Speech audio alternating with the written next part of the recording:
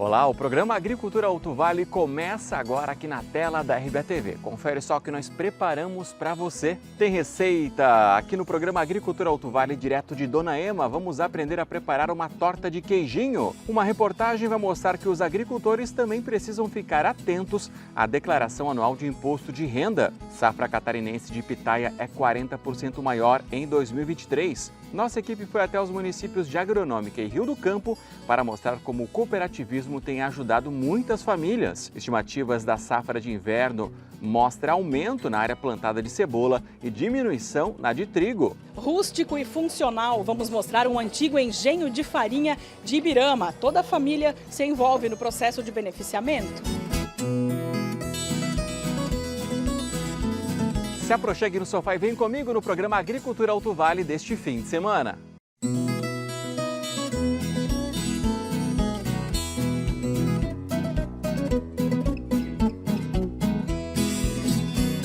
Patrocínio Agropecuária Zecão.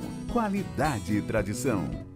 DR Drones, concessionária autorizada DJI Agriculture ADS para o Alto Vale. Facilite seu crédito rural com a equipe da Crescer Bem de Itaió e região. Olá para você que acompanha o programa Agricultura Alto Vale aqui na tela da RBA-TV. Muito obrigado pelo carinho da audiência. Você que também acompanha nosso programa pelas redes sociais, Facebook e YouTube e também o nosso portal. A safra catarinense de pitaia foi maior neste ano. Santa Catarina encerra a safra 2022-2023 com mais de 2.500 toneladas da fruta comercializadas, um crescimento de 40% em comparação à safra passada e um movimento econômico de 15 milhões de reais para o estado.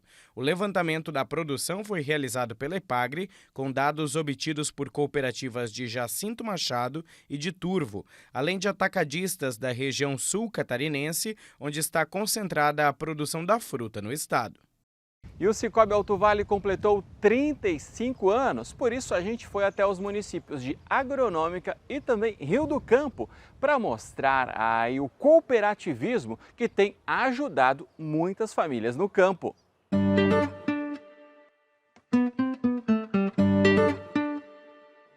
Foi do sonho de empreender que nasceu a Stow House em Agronômica.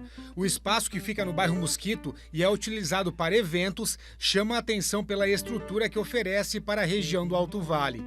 A Stow House pertence ao Klaus e à Marli. O casal hoje toca o empreendimento, mas a história deles começou mesmo na lavoura. Nascemos agricultor, praticamente, né? Nós nascemos dentro da roça e com isso, mais tarde a gente se conheceu. E continuamos na lavoura, plantando arroz, milho, feijão, melancia, e foi crescendo até um ponto que a gente hoje mudou de atividade, mas ainda estamos plantando milho. O casal também já teve uma pequena empresa de turismo e foi nessas andanças pelo país que eles conheceram vários locais e tiveram a ideia de trazer algo novo para a região. Com isso, nasceu a Stow House, que já está recebendo eventos. De fazer só para evento, não aberto ao público, nada. Tudo que foi feito aqui é fechado de evento, né? A Stow House tem mais de 1.200 metros quadrados e a estrutura continua crescendo. Tem o cardápio completo, né? Tem o buffet completo.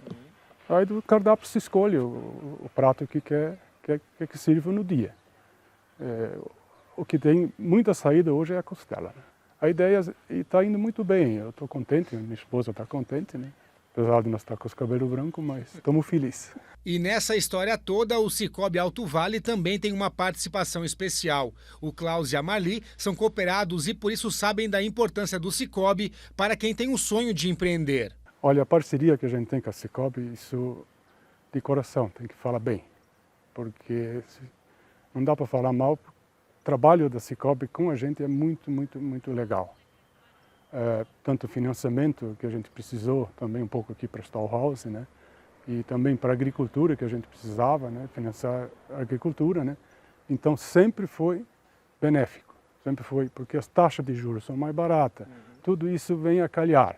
E o atendimento do banco aqui da Agronômica, o Giovanni que está aqui, é especial. Do mosquito em agronômica, a nossa equipe foi até a comunidade de Taiozinho, em Rio do Campo. Aqui nós encontramos o seu José. São 79 anos de muita simplicidade e histórias. Ele conta que começou a trabalhar na agricultura desde cedo, o que aprendeu com os pais. Então, não que o pai obrigava, mas nós pedia para ir junto. Nem que era vezes para estrovar. E onde a gente vai pegando gosto, né? E apesar das dificuldades encontradas muitas vezes na lavoura, ele tem orgulho de ser agricultor. Teve um ano que eu perdi praticamente 150 toneladas de mandioca, perdi no modo de que não tinha preço. Vieram buscar, mas não deu para o custo. Eu imaginei assim, não, mas se transformaram isso em fécularia, fécula é comida, então valeu a pena.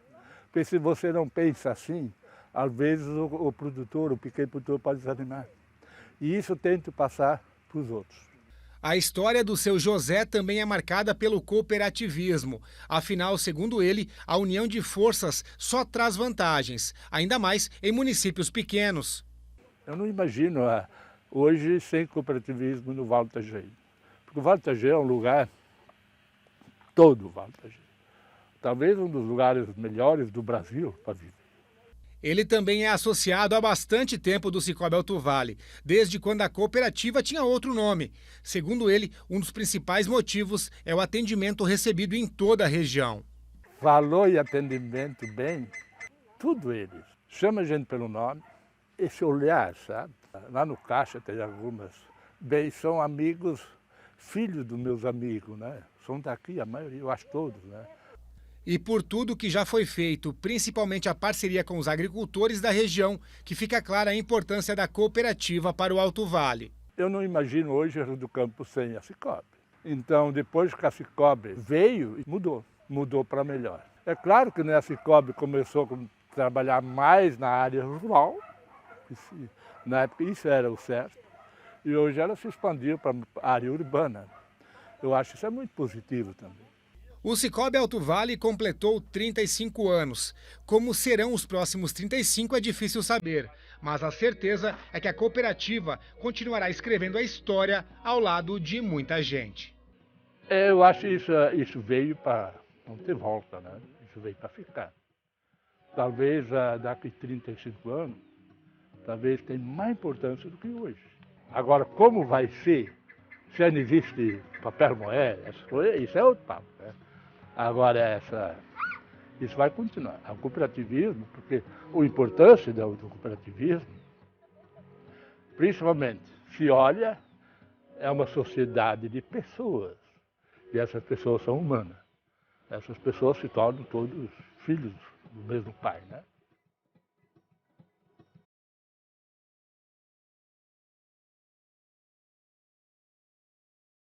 E o Boletim Agropecuário do mês de julho atualizou a área plantada de cebola em Santa Catarina para 19 mil hectares. Já o trigo teve uma redução de 2% na área plantada estimada, o que representa uma queda de mais de 27% em relação ao ano anterior.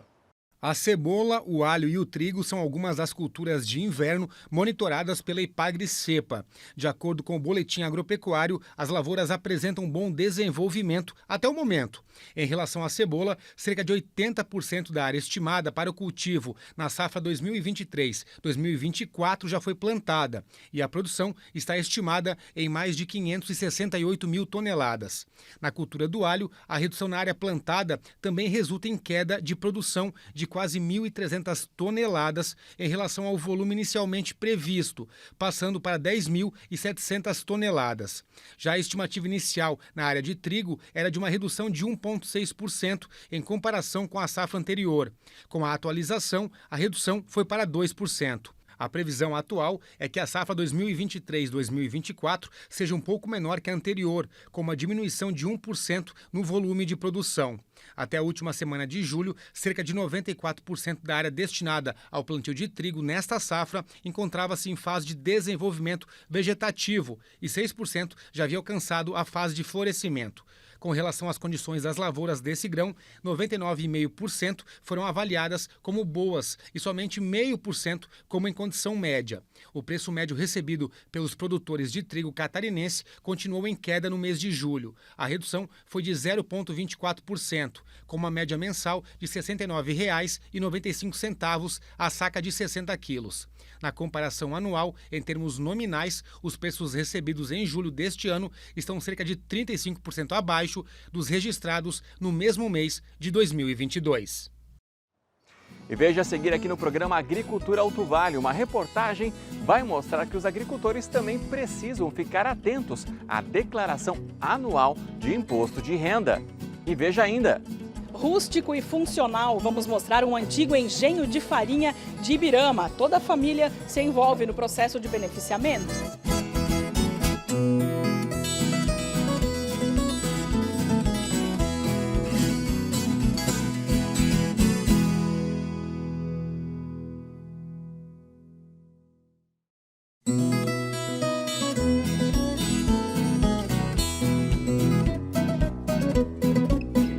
Patrocínio Sicredi. Construir juntos uma sociedade mais próspera.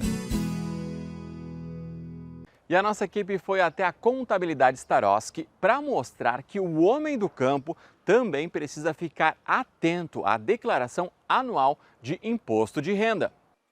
Todos os anos, milhões de brasileiros são obrigados a prestar contas com a Receita Federal através do imposto de renda. Nessa hora é preciso ficar atento, já que muitos agricultores também são obrigados a fazer essa declaração. Na questão do agricultor, nós teríamos a receita bruta dele, o patrimônio dele, e se tivesse alguma outra renda isenta ou outras rendas tributáveis, mas ele também está obrigado a fazer a declaração do imposto de renda. O Rony explica que é preciso ficar atento a alguns valores que tornam obrigatório a declaração no meio rural. Para o agricultor, ele tem um limite de 142 mil, que é o valor onde ele começa a exigir a declaração do imposto de renda. Esses 142 mil vezes o 20% seria o mesmo valor do 28 mil, onde o pessoal urbano começa a necessidade da declaração de imposto de renda. Agricultores da região têm sido notificados por não terem apresentado a declaração. Então, nós orientamos para que o agricultor procure seu contador de confiança. Nós estamos fazendo, nós estamos preparados. A agricultura tem alguns benefícios. Ela já tem o benefício da isenção de 80% do valor bruto faturado. Ainda se a pessoa investiu muito, ou teve um gasto, ou teve um prejuízo em um ano na sua atividade, ele pode também fazer através do livro caixa, que é uma obrigatoriedade, e se tiver prejuízo, ou se a despesa, o custeio for maior do que os 80%, ele pode também tributar por essa diferença. Os agricultores notificados precisam regularizar essa situação para evitar problemas e multas. A Receita Federal está encaminhando dos anos do calendário 2018, 19, 20 e 21. Ela ainda não mandou 22 porque é recente, mas esses outros anos, quem está recebendo a cartinha pode ter esses 4 anos. Não todos necessariamente, mas a Receita Federal tem feito essas comunicações. Por isso, a principal dica, mais uma vez, é procurar um contador de confiança. A Receita Federal ela tem um sistema, através do código da Gov, nós conseguimos identificar se há necessidade, se já está na lista dos que estão sendo comunicados. E 26 jovens do município de Santa Terezinha se formaram em um curso oferecido em parceria pela EPAGRE e o município. É o primeiro curso oferecido nesta modalidade para a região. Os jovens aprenderam mais sobre o uso de conservação do solo e também da água, políticas públicas, grãos, controle de borrachudo, produção para autoabastecimento, falaram sobre pecuária, agregação de valor, turismo rural, fruticultura e também educação financeira. Já o curso Organização, Gestão e Protagonismo de Jovens Rurais na região abrangeu pessoas de 18 a 29 anos. Esse curso ele é promovido pela EPAGRE há mais de uma década, com jovens de todo o estado de Santa Catarina. E em Ibirama, uma família mantém em funcionamento um antigo engenho de farinha. O processo rústico e artesanal leva adiante uma tradição que se estende por gerações. A idade não impede a Dona Maria de exercer o ofício que aprendeu ainda na infância. Prestes a completar 82 anos, ela faz questão de produzir farinha de mandioca de forma artesanal no antigo engenho de madeira da família. Ele funcionou por muito tempo na casa onde ela morava, em Salto Pilão, Lontras, e hoje está na ativa na casa do filho, Henrique, perto da rua 25 de Julho, área urbana de Ibirama. Mesmo depois que o marido faleceu, a Dona Maria quis levar adiante essa tradição. Foi natureza minha desde pequena, né? Daí eu fiquei nessa ali, porque os meus parentes que tinham engenho mesmo, nenhum se interessaram. Então eu e o filho, né, se interessamos tocar para frente, né? Não parar. O meu marido dizia assim, quando eu morrer eu quero ver quem é que vai fazer farinha. Eu disse, eu faço, só não gosto de ficar ali ao redor do forno, né? Porque o meu serviço tinha que ser rápido, né? E eu não gostava de ficar ali ao redor do forno, mas agora peguei o jeito, né? Vai embora. Agora ela não só trabalha ao redor do forno, como sabe o momento exato de tirar a farinha daqui. Não basta apenas ficar de olho, é pelo cheiro que a Dona Maria sabe a hora certa. Uma prática que os anos de experiência aperfeiçoaram. Isso é o conhecimento da mãe, né? Ela diz que quando ela começa a cheirar, ela solta um cheirinho assim de farinha já torrada, no caso, né? Daí ela solta uns 3 cheirinhos assim. Assim, solta uma vez, depois solta mais uma, dá na terceira, pode tirar que ela tá boa daí. Esse é o conhecimento dela, né? Muitas vezes já fiz sozinha aqui também, mas o toque final mesmo ainda é da velhinha, né? A produção da farinha no antigo engenho hoje é feita aos finais de semana e envolve toda a família. Primeiro, eles raspam a casca da mandioca, que depois é lavada nesse coxo de madeira e segue para o ralador.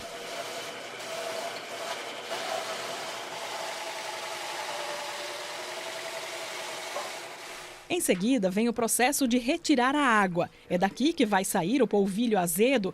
Um outro detalhe é o recipiente usado no processo, que também é rústico, feito de catuto. Depois vai tudo para a prensa. A prensa eles vão apertando aos poucos até a mandioca ralada ficar assim, bem compactada. É um processo que leva algumas horas. E aí o material fica aqui uma noite inteira descansando. Chegam a sair daqui, quando a prensa está cheia, até 4 baldes de água.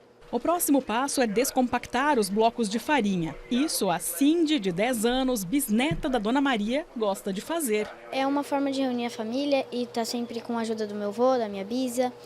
E é muito bom porque eu gosto bastante também de esfarelar, peneirar e eu sei o ponto da farinha. Antes de ir para o forno de cobre, a farinha ainda passa por essa outra máquina para ficar bem soltinha e também é peneirada. Enfim, chega a hora de torrar. A farinha crua é colocada aqui com um pouco de farinha encalada, que é aquela semi-pronta que não está totalmente torrada. Isso facilita o processo. Nesse forno ele cabe mais ou menos em torno de 20 a 25 quilos por vez, né? E cada prensada daquela lá, a gente acaba fazendo em torno de 50 quilos de farinha. 50, 52, depende o rendimento do aipim às vezes, né? Tem uma qualidade de aipim que rende mais, outros menos, né? E aqui no forno fica por quanto tempo? No forno ele chega a ficar 1 hora e meia, em torno de 1h30 mais ou menos. Às vezes até um pouco mais, a primeira fornada sempre demora mais, né? Depois que o forno está quente, daí 1h20, 1h30 geralmente faz. O segredo da nossa farinha é deixar ela bem crocante, né? Para ela ficar bem torradinha, ficar bem saborosa. Daí. Não dá para bobear 1 minuto, porque senão se tu deixou ali, ela já passa do ponto, já começa a amarelar a farinha, já estraga a farinha também, né? Enquanto a turma trabalha na produção, a Ruth serve um café com delícias feitas a partir da farinha crua e do polvilho. E os meninos, quando estão raspando o aipim, quando eles acabam a raspagem, né? Aí tá todo mundo com uma fominha, né? Aí a gente faz um beijuzinho doce, uma tapioquinha, né? Para acompanhar um waffle com queijo, várias delícias. Um bolo de aipim, né? Sem glúten, sem trigo. Tudo com um produtinho que sai daqui. Com o engenho funcionando somente aos finais de semana, a família Andrade estima ter produzido 1 tonelada de farinha de janeiro a agosto deste ano. Nós temos uma família bem grande, né? Então a gente são em 10 irmãos, né? Então daí a gente vai para meus irmãos, cada um leva um pouco, todo mundo leva um balde de 10, 12 quilos, aí uns parentes, amigos também compram farinha, querem também, a gente dá um pouco para um experimentar, no fim eles gostam e querem comprar, e daí começa assim, né? E daí, mas a gente não dá conta de produzir tanto como tem as demandas, na verdade, né? Porque a gente só faz final de semana, é mais um hobby da gente aí. Para o Henrique, ter tudo isso em funcionamento é uma forma de manter a tradição familiar, que, como vemos aqui, vai passando de geração em geração. Estou mantendo isso aí porque é em nome do meu pai, né, que tinha esse engenho, ele dedicava muito esse engenho, né? E daí, como a minha mãe ficou sozinha, ela acabou até fazendo farinha muitas vezes sozinha, porque a gente trabalhava e não podia ajudar ela, né, muitas vezes. E daí até que um certo momento a gente começou a fazer essas farinhas nos finais de semana, sábados, né? Daí eu conseguiria ajudar ela sempre. Ela passa o dia inteiro aqui fazendo farinha, raspa, faz todo o processo, né? Raspa, ceva, faz a secagem da farinha, né? Ela tem isso na mente dela, assim, gravado ainda, né? Isso ali. Então ela gosta demais disso aí, né? E o processo aqui no engenho vai muito além da produção da farinha. Se torna uma grande confraternização familiar, onde a Dona Maria compartilha histórias. Eu faço tudo, graças a Deus que tenho saúde, né? Não tinha hora de eu levantar para puxar a prensa de noite. A filha trabalhava no sul, quando chegava meia-noite eu estava lá no engenho sozinha, lá fazendo farinha, fazia meus beiju, enchia esse forno de beiju. Porque um queria, o outro queria, né? Ela desde pequenininha, quando tinha 8, 9 anos, menos ainda, ela já ajudava nos engenhos com os meus tios, né? E ela ficava dentro do ribeirão lavando os aipim. A água gelada no inverno, ela fazia esse processo lá. Assim, eu até admiro muito, ela conta cada história aqui, que só a gente convivendo tanto tempo assim e passando esses finais de semana com ela aqui, ela fica contando essas histórias. Num tempo que a farinha está secando ali, ela fica às vezes contando essas coisas, né? Então, para mim, isso é muito gratificante. A gente faz mais pela família, né? Que para ter aquela interação na família, um final de semana faz com o irmão, outro final de semana faz com um amigo, daí ficam todos felizes, conversando, contando, relembrando o passado, né? Tomando um cafezinho. É uma coisa legal, assim, boa de fazer, né? E dá de fazer, como a Ruth falou, dá de fazer muita coisa com a farinha. E a minha família é grande, 9 filhos eu tenho. 6 filhos homens e 3 meninas. 4 que eu tive um adotivo também. E a farinha ajudou a alimentar todo mundo? Ah, tudo que era farinha da mãe, né? Farinha, o beijuzinho, quando eles vêm pra cá, né?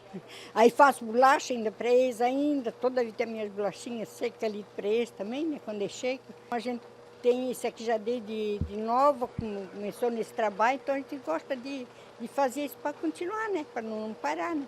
E a gente é acostumado a farinha nova, quer ver os todos quando começar a tirar ali, dá aquele cheirinho de farinha, aquilo ali é um prazer para a gente, né? É muito gostoso. Quando tem farinha à pronta entrega, a família vende a R$ 15 o quilo. O engenho fica no acesso principal a Ibirama, na rua Leuclides da Silva, com acesso pela 25 de julho. E daqui a pouco, o boletim agropecuário da EPAGRE mostra que a produtividade de arroz aumentou na última safra no estado. E vai ter receita aqui na tela da RBA TV. Nós viemos até Dona Ema para aprender a preparar essa deliciosa torta de queijo. E quem vai ensinar é a Tânia.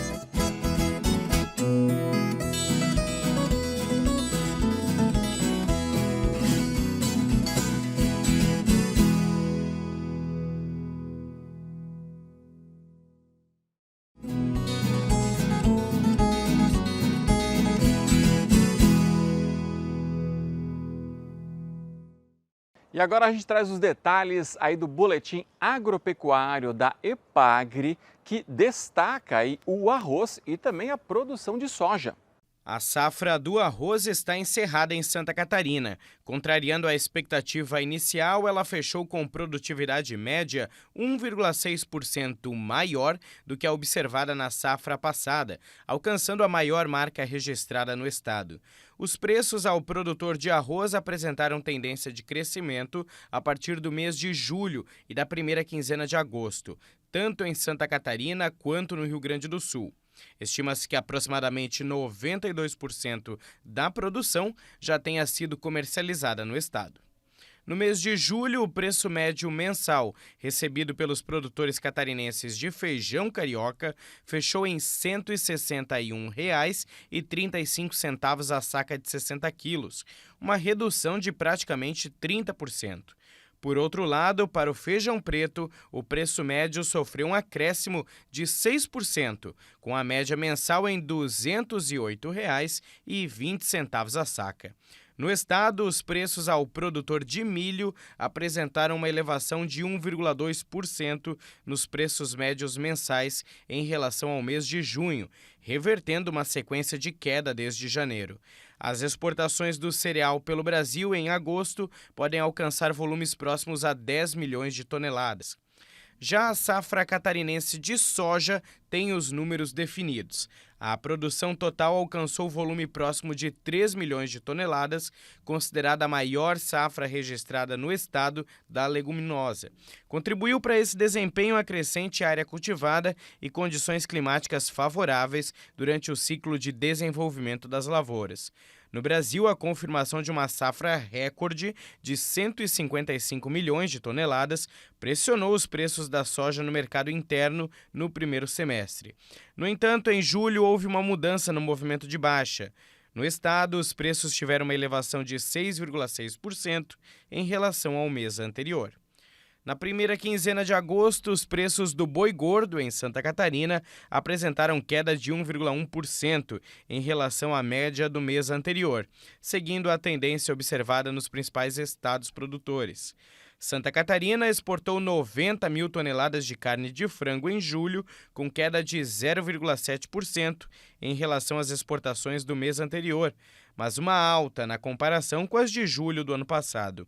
O estado exportou 53 mil toneladas de carne suína em julho, com queda de 9,7% em relação ao mês anterior, mas alta de 4,9% na comparação com julho de 2022. E agora pegue papel e caneta porque tem receita aqui na tela da RBA TV no programa Agricultura Alto Vale, direto de uma propriedade rural do Vale Norte, olha só. A tradicional torta de queijinho é de dar água na boca, uma ótima opção para o café da tarde e se for feita com produtos coloniais, então, melhor ainda. E para aprender a preparar essa delícia, nós viemos até a comunidade de Serra do Uru, que fica a uns 10 quilômetros do centro de Dona Ema. E quem vai ensinar pra gente é a Tânia, que é agricultora aqui na comunidade. Tudo bem, Tânia? Tudo. Olha, a gente ficou sabendo que essa receita, essa torta de queijinho aí faz o maior sucesso aqui no município, né? Por quê, hein? Sim, porque as pessoas me procuram bastante, assim, nas festas da comunidade, das igrejas aqui ao redor, das escolas, em aniversários familiares, todo mundo elogia a minha torta de queijo. Bem procurada. Sim, bastante. Ô, Tânia, aqui vocês são agricultores, lidam com gado, né? Sim, gado e fumo. Então, boa parte do que vocês usam, do que você usa para fazer a torta, vem da propriedade mesmo. É, tudo que a gente tem. E o preparo deve ser simples. Bem simples, bem simples. Não é uma receita muito complexa. São todos os ingredientes, são tudo que toda dona de casa tem dentro da sua cozinha, assim, né?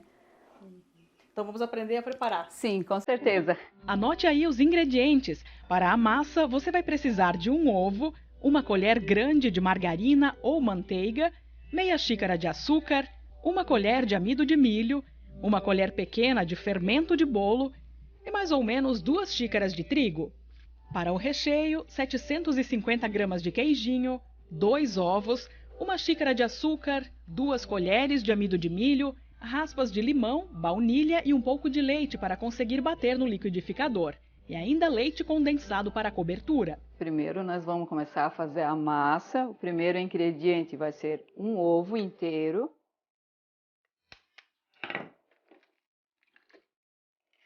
Segundo ingrediente, uma colher de manteiga, bem cheia, grande, ou margarina, mas eu costumo usar manteiga. Meia xícara de açúcar. E daí batemos na batedeira, mas é opcional. Se mexer a mão também funciona, mas o resultado fica melhor bater na batedeira.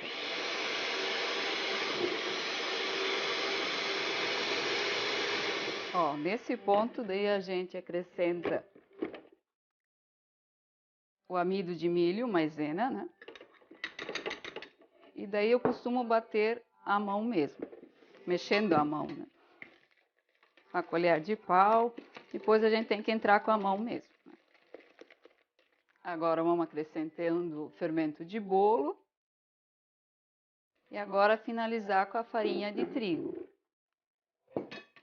São 2 xícaras mais ou menos, mas sempre depende. Às vezes vai as 2 e nem sempre vai as 2 xícaras. Mas agora tem que entrar com a mão mesmo. Vai mexendo até dar o ponto. Quando começar a soltar das mãos e a tigelinha ficar limpa, daí é porque já estamos quase no ponto da massa. E esse aqui é o ponto ideal para fazer a nossa massa, para furar a forma para a torta de queijo. Quando soltar assim das mãos, que as mãos já ficam limpinhas, é o ponto da massa. Como eu tinha falado, nem sempre vai as 2 xícaras de trigo, né? Então sobrou esse trigo aqui, que às vezes vai tudo, nem sempre vai. Mas agora a pontinha do dedo, geralmente eu dou uma cutucada aqui para a massa às vezes gruda, né? Mas daí a gente faz isso aqui, ó, e começa a furar a forma do lado.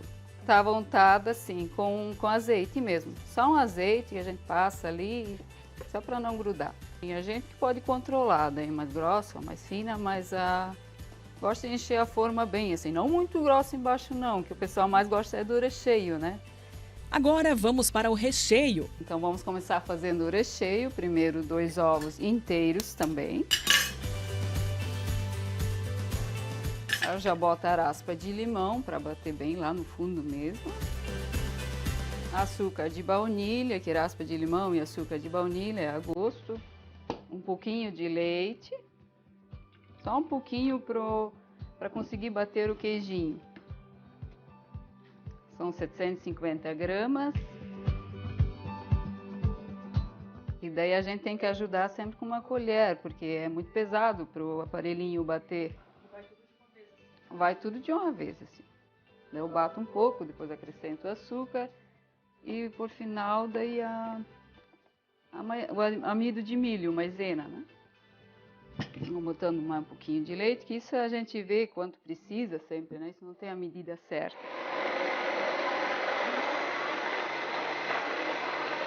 Sempre com a ajuda de uma colher, que é muito pesado pro aparelhinho bater todo esse queijinho aqui, né? Que é muito para essa jarra aqui. Ó, e quando tiver assim, ó, aí eu acrescento o amido de milho. Ó, esse é o ponto do recheio daí, ó. Bem cremoso mesmo, ó. Tem que ser assim, ó. Agora é só passar para a forma. Já toda forada com a nossa massa, né? Só ajeitando o recheio agora. Agora ela está pronta para ir para o forno. O forno já está ali, pré-aquecido a 150 graus. E ela vai ficar 40 minutos no forno a 150 graus. Enquanto espera a torta ficar pronta, a Tânia conversa com o marido, Ademir, em alemão, porque é assim que a família se comunica no dia a dia. Hättest müssen weiter oben gehäufelt haben, ne? Ich habe da aber alles gemacht dahin.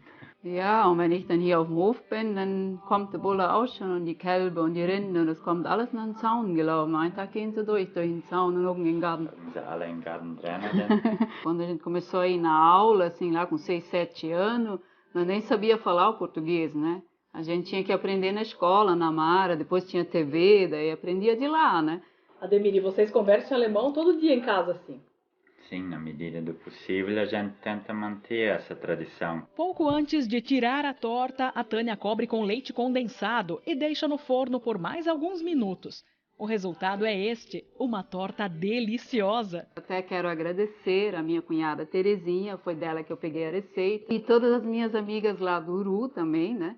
Da comunidade do Ribeirão Uru. Se eu posso hoje ensinar essa receita, eu devo isso a elas.